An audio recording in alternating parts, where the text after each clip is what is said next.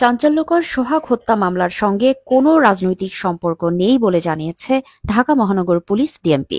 ১৬ July DMP সদর দপ্তরে আয়োজিত সংবাদ সম্মেলনে ডিএমপির অতিরিক্ত commissioner crime and ops SN Mohammad Nazrul Islam বলেন, নিহত সোহাগ একসময় হাজী সেলিমের ভাতিজা পিল্লু কমিশনার এর আশ্রয়ে পল্লী বিদ্যুতের চোরাই তার বিক্রির ব্যবসায় যুক্ত ছিলেন। গত ১৭ বছর ধরে তিনি এই ব্যবসা করে আসছিলেন। এর মধ্যে একই এলাকায় অন্য একটি গোষ্ঠীও একই ব্যবসায় জড়িয়ে পড়ে।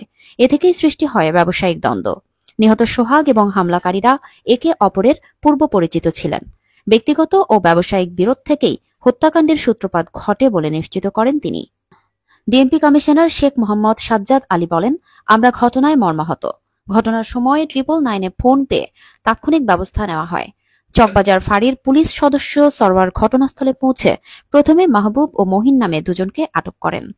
পরবর্তীতে সিসিটিভি ফুটেজ ও প্রত্যক্ষদর্শীদের বর্ণনার ভিত্তিতে আরও ৭ জনকে গ্রেপ্তার করা হয়। গ্রেপ্তারকৃতদের মধ্যে রয়েছে পাথর নিক্ষেপকারী রেজওয়ান উদ্দিন অভি, যাকে পটুয়াখালী থেকে গ্রেপ্তার করা হয়।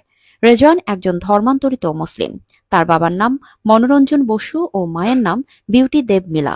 এজাহার বিষয়ে ডিএমপি কমিশনার বলেন, প্রথমে নিহত সোহাগের সাবেক স্ত্রী ও সৎ ভাই খসড়া এজাহার প্রস্তুত করেন।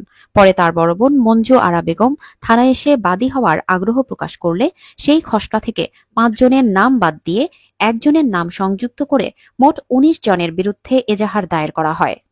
কমিশনার আরও বলেন, এজাহার প্রাথমিক তথ্য বিবরণী মাত্র।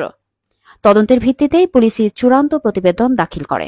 ঘটনার পুনরাবৃত্তি ঠেকাতে কঠোর ব্যবস্থা নেওয়ার আশ্বাস দিয়ে ডিএমপি কমিশনার বলেন, সোহাগ হত্যাকাণ্ড ছিল অত্যন্ত নৃশংস। জড়িত সবাইকে আইনের আওতায় এনে দৃষ্টান্তমূলক শাস্তি নিশ্চিত করা হবে।